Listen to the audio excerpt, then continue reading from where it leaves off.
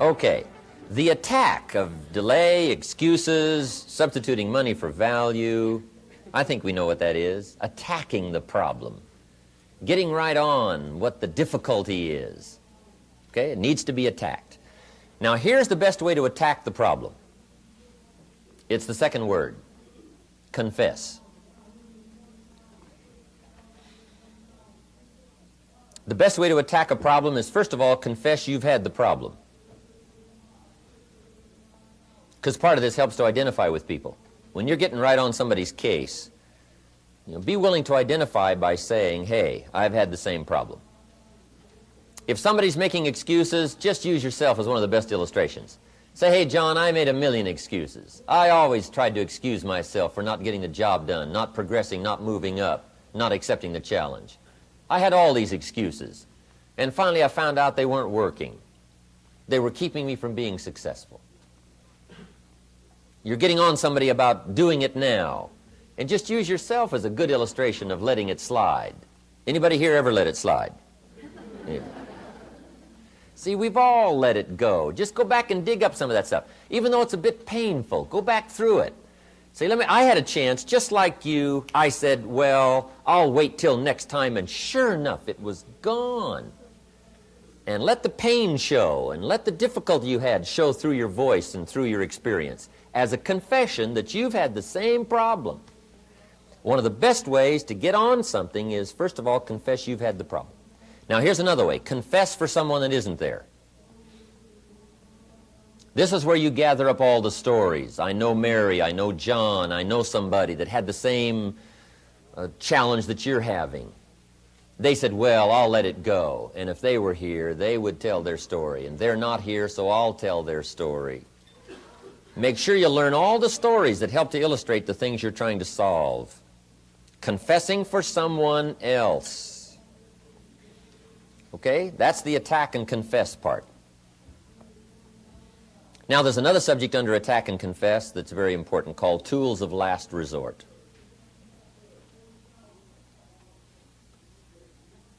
Tools of last resort.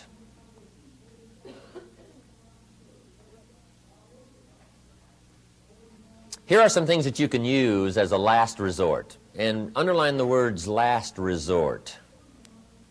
Here's some things you don't want to use unless there's no hope left. But if the situation is serious enough, and you've gotten into a presentation situation, or you're talking with somebody, you're trying to solve a problem, trying to get something done, get somebody to buy, get somebody to change, whatever, you might now have to get what we call right down to it. And here are what we call tools of last resort. But you should only use them sparingly. Use them only if there's no hope left. But it's serious enough and you still have to get the job done, and here they are. First one is a direct attack. Now see, you've got to be very careful of a direct attack. This is where you get right on somebody's case directly. Say, John, let me tell you what I think of your current situation. A direct attack. Now you've got to be very careful of a direct attack because it's now starting to get personal. Instead of confessing yourself, instead of telling another story to illustrate it, now as a tool of last resort, if you've got no choice left, you can't get the job done unless you resort to this. You can resort to it, but you must be careful. Here's what you don't want to do in a direct attack. You don't want to strip someone of their dignity. You leave intact a person's dignity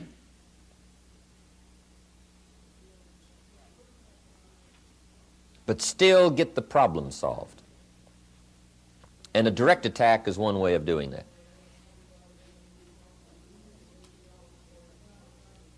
If you've got a little sales organization going, right, and you're trying to recruit somebody in your sales organization, they say, well, I don't know whether I want to or not. Right, and this has gone on and on and on, and back and forth, right, and you've made the presentation. What shall we do? Okay, then you just look around for some way to make it a direct attack. You say, well, John, how long do you want to sit on this old shabby living room furniture?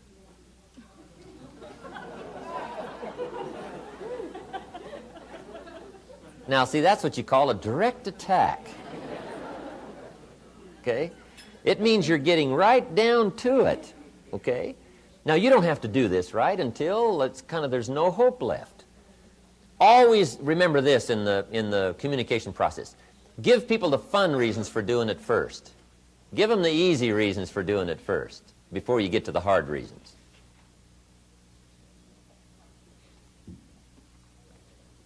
It's like attending a seminar, right? Hey, everybody's going to seminars. Guys, is okay? Where's my ticket? Right? Everybody's going, just go. That's kind of an easy reason. That's a fun reason. Hey, to keep up on what's going on, you got to go see everything. Okay, fine, here's my check, I'll go. Right? Give people fun reasons first before you get to the difficult reasons and the hard reasons. Okay, make it easy. One of my staff members said to somebody one time, you got to go listen to Mr. Rohn's seminar, the evening seminar. It's 3 hours, it's a lot of information. I think you'll enjoy it. The guy said, hey, look, I've been to all those seminars. And my staff member said, wonderful. Filled out the ticket, handed it to him, said, here's your ticket, give me your check, so that you can continue to say, I've been to all those seminars. That's easy, right? Guy says, you got me, right? Here's my check, I'll go. That's right, let's go for fun. Everything is not grim, everything is not just terribly serious, right? If it's fun, go for fun. If it's easy, go easy. But now then, if all of that is not working, now you come right down maybe to the hard part, to the strong part, to the severely direct part. So that's a tool of last resort, a direct attack. Here's another one, scolding. That's a tool of last resort. You don't want to resort to that unless there's no hope left. Because scolding can really cut. And sometimes it can cause damage if you don't do it very carefully. But sometimes scolding is effective. But only as a tool of last resort, and only utilized with great care. See, if somebody walks in late and you say, where have you been? See, that's loaded with insinuations. Just the tone of your voice says you don't care, you're careless. You've got to be very careful of scolding. Parents have to be very careful of using these tools of last resort all day long. You just don't want to use them all the time. Because to get somebody's attention, you might cut them a little bit on the finger, right? And it'll heal and it'll be okay and you've gotten their attention. But see, you don't want to take off the whole hand, right? You just got to make sure when it's time to do some cutting that you do it with great care. Now here's another tool of last resort, sarcasm. Who do you think you are? Now see, that's effective in the right place, but you got to make sure it's only a tool of last resort. I don't mind a minister consigning my soul to hell fire for my sinful ways. I don't mind that, as long as he does it with tears and not with joy.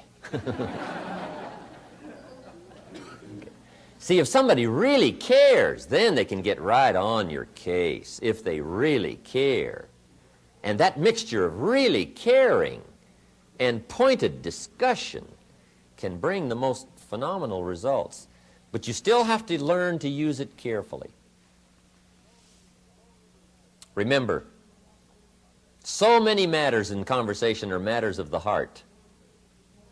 Matters of the heart, matters of the soul, matters of the spirit, as well as matters of the mind. So you got to be careful. See, you don't want to operate on the heart with a hatchet, because you'll lose the patient. You've got to operate on the matters of the heart and still leave the dignity. Still leave somebody with their sense of well-being. Get to the problem, but don't destroy the person in the process. But that's all wrapped up now in this attack and confess, getting to the problems, finding out where the hitch is, finding out where the snags are, finding out where the excuses are, finding out where the weakness is and try to make it strong, finding out where the delay is, the procrastination. You just got to find out what the problem is. If people don't decide and if they don't change and if they don't buy it, you know, there may be some of these reasons here, some of the negative sides. So you got to learn to handle that. Okay, that's the third part to the presentation, attack and confess. Now here's the last part to the presentation. It's called solution. In every presentation, make sure you always leave somebody with a solution. Solution. Now one of the best ways to paint the solution is to paint your own solution. If you've got some solutions, you're trying to get somebody to decide, getting them to buy, getting them to join, getting them to change, use your own story. Paint your own solution. Here's how I feel. I finally went through the process. I put it off, but I finally decided, and here's what's happened to me. Here's where I am. Here's how I feel. Here's how it looks from my point of view. Paint your own solution. Then also learn to paint other people's solutions.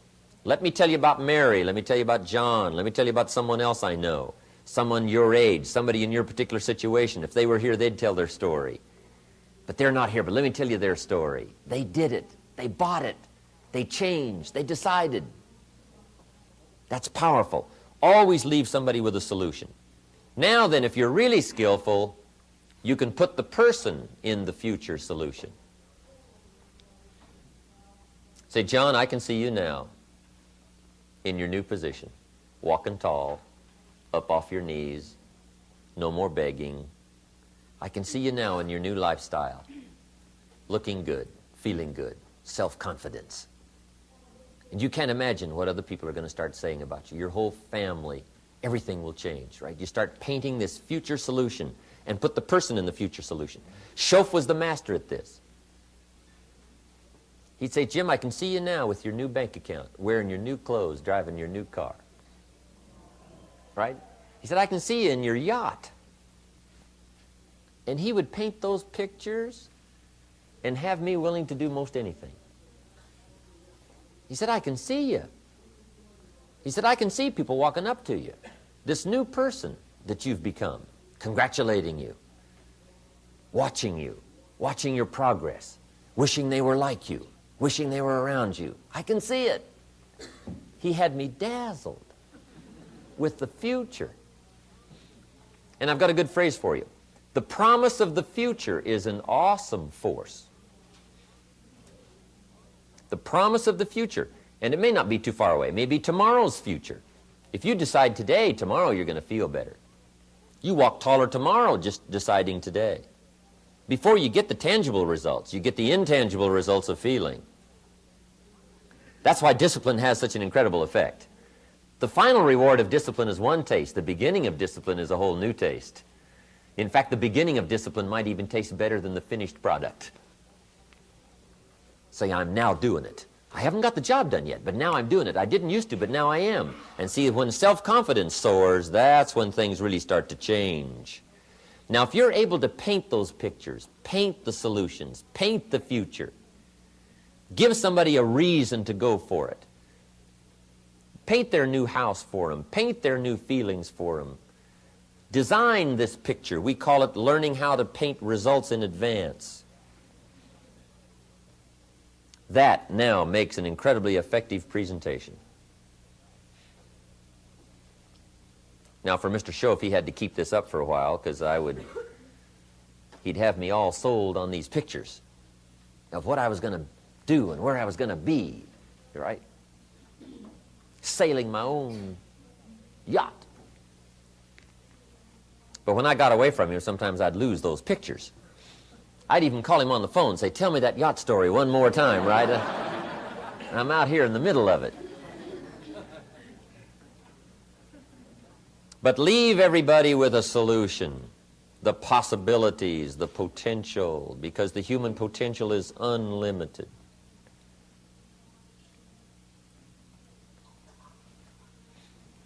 Okay. Now then, how to make a presentation. Identification, logic and reason, attack and confess, and solution. Just make that a little mental tick list now. When you get ready to make a presentation, you get ready to talk to somebody about something, whatever the situation is. I've got to identify. I've got to be brief with the logic and the reason. I've got to find out what the problem is and see if I got an answer for it. Find out where the hang-up is. Find out where the hitch is. And I've got to do it with care. But if it's necessary, I've got to be direct. But I've got to feel good about it. I've got to leave somebody with their dignity. And then I've got to learn to paint pictures for solutions. If you will just keep those points in mind, your whole conversation, communication, in the way of presentations will start to change. Okay. Now then, I have a little subject here called communication priorities.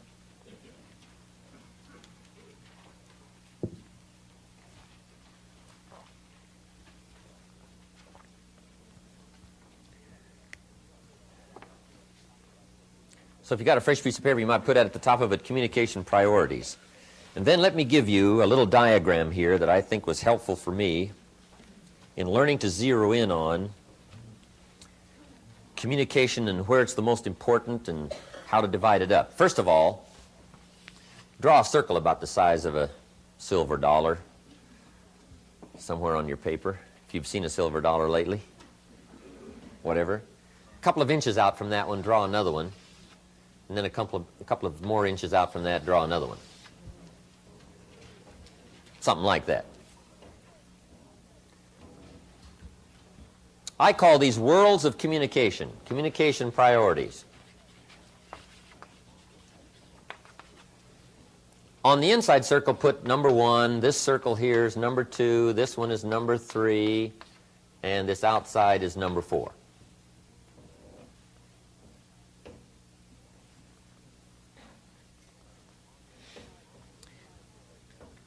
Now, on the inside circle, put family and close friends. Inside circle, family, close friends.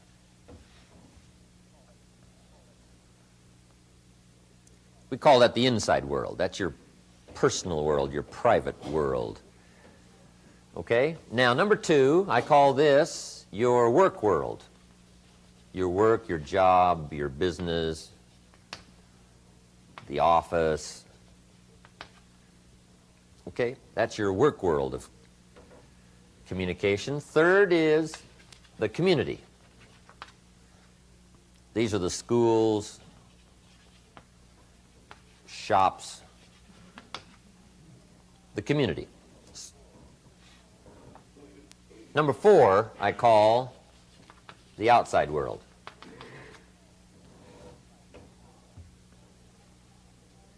Outside your normal activity of family and business and community. Okay? Now, I've drawn this diagram just to call your attention to the importance of the various worlds of communication. First of all, there's the outside world. And just be a little more conscious of communicating for your own betterment and better life and communicating with people of other cultures. This could be another city, another state. It could be another country. Okay? Outside of your normal area.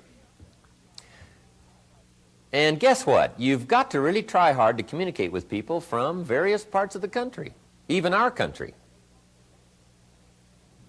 Yeah, they talk different down south, right? If you don't know what y'all means, you got to find out what y'all means, right? They talk about grits. You say, grits? I never heard of grits. What's grits, right? So we all need, right, to learn the language, the style, right, and the colloquialisms of different parts of the country, right? You have to communicate different with the New Yorkers, people in New Jersey, New York. They're a little more abrupt in their communication. They are. And that, a lot of times that's not just because they feel bad or they're gruff and mean. It's just because it's kind of the way of living. To get to work in New York, you have to push. Or you will not arrive. So guess what? If you push every morning, you become a little pushy, right? And usually that shows up in your conversation. I mean, some of it is just sort of part of the lifestyle. It really is. You sit down in a restaurant and the waitress says, yeah, what do you want? Now, see, you just got to learn to take that well. Right? And it isn't that she's mean. It's she's got, 99 million people to work on, right, or to wait on. And you just, now you just have to learn that. When I first went to New York, when people talked with each other, I thought they were angry, right? That they were mad that the fight's going to break out, right? I'm looking for cover. So we're going to need some help here pretty soon. And I found out, no, that's just sort of normal. They always, go right at each other. That's just sort of part of the style. Now, if you don't understand how to communicate, right, and get along in another part of the country, sure enough, when you go traveling and so on, you'll get confused, okay? Now, even when you go to another country, take along a little dictionary and try to learn some of the words. I'll tell you what, it'll just go better. When you're in Paris, you learn a little French.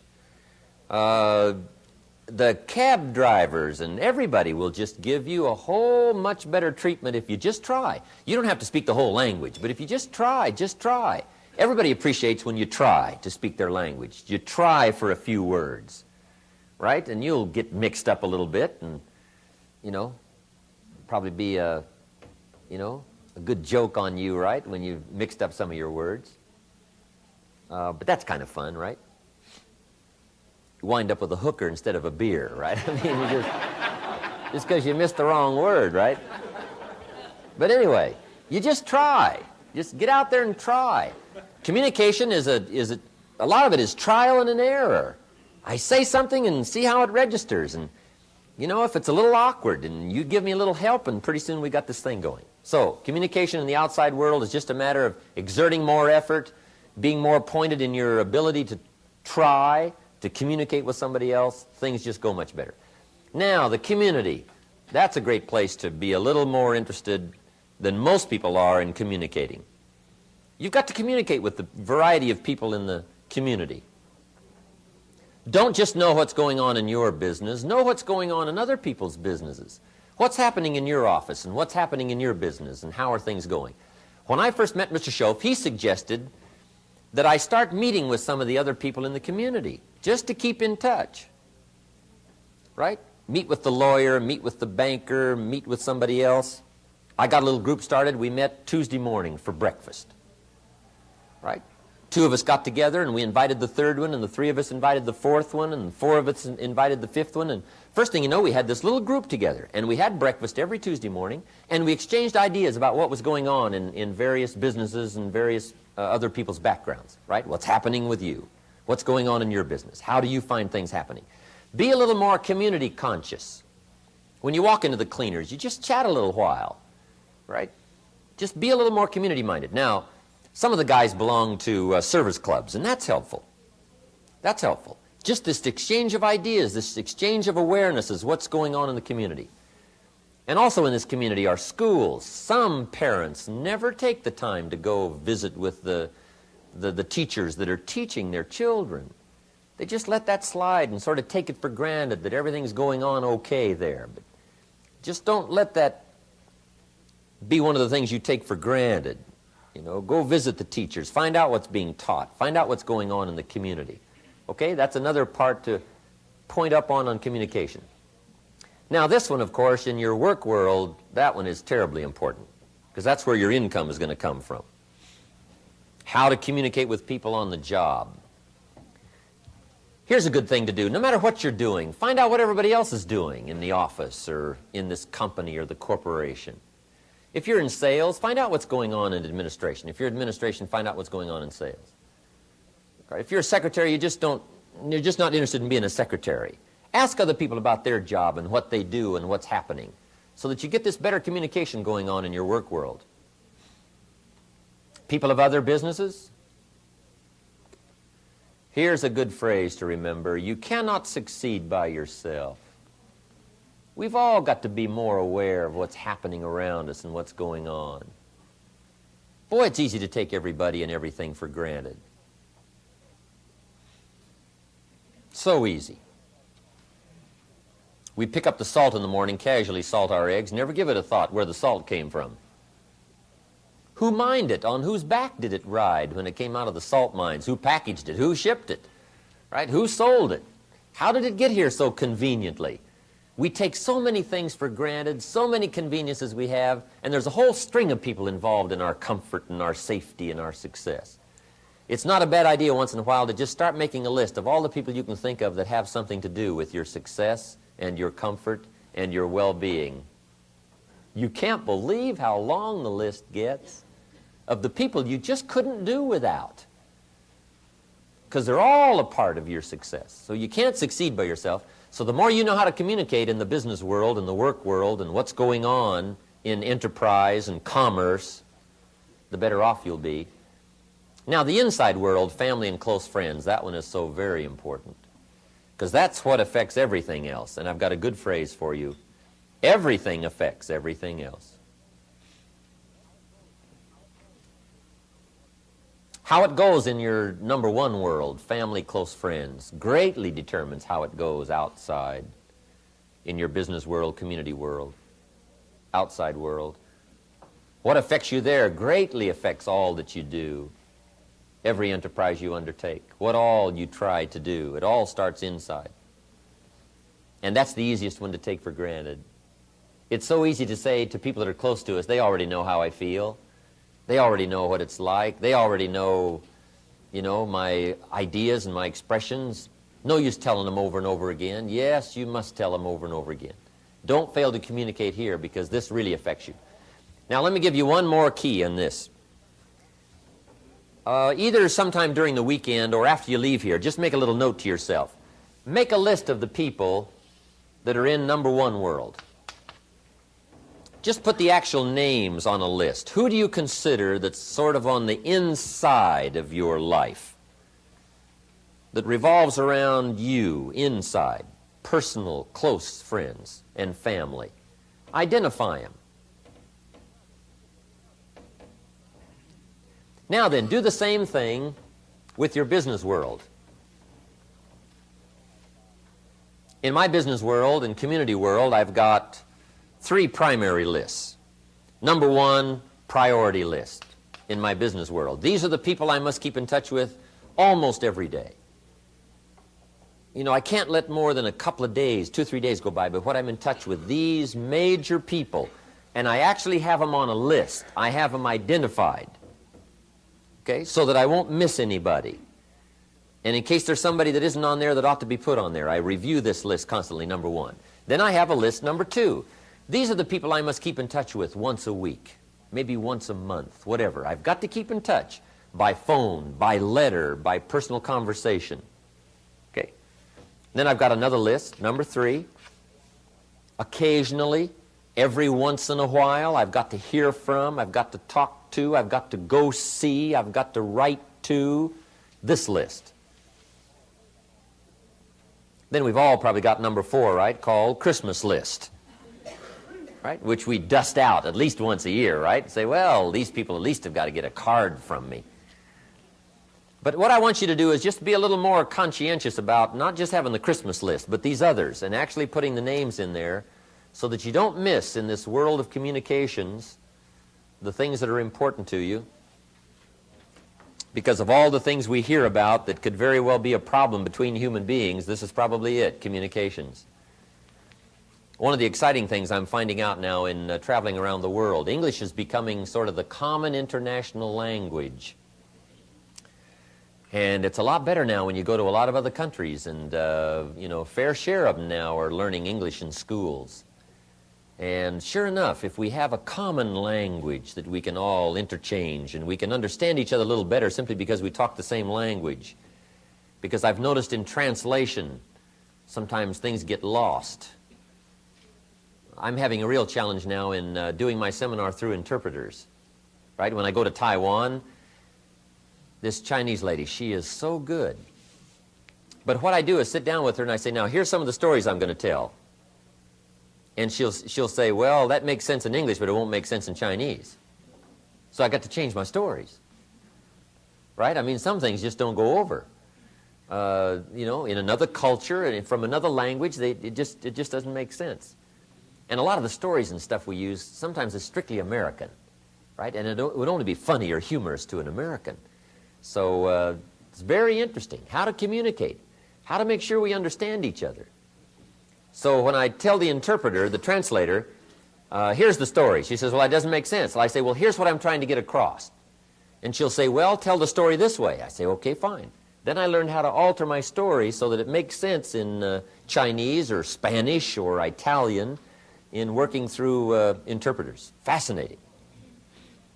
Of course, it's also interesting now when a big share of the audience speaks English. And but I'm using a translator, right? I say a couple of sentences and then the translator interprets for me. When there's a mixed audience, some of them understand English and some of them only understand like Chinese. If you tell a story, right, and you hit the punchline, the ones that understand English, they laugh, right? Then when the interpreter gets through, the other half, they laugh, right? And then the first half laughs because the other half laughed, right? You get this thing going. It's fascinating. But anyway, the challenge of communication, age, business, social, children, family, making the lists, writing the letters, making the calls. Just make sure from now on, after this weekend, you spend a little more time fine-tuning your communication, your ability to communicate, and then setting up the priorities of communication. Make sure that the important people don't get left out of your communication process. Okay, this whole thing will start to fit together better.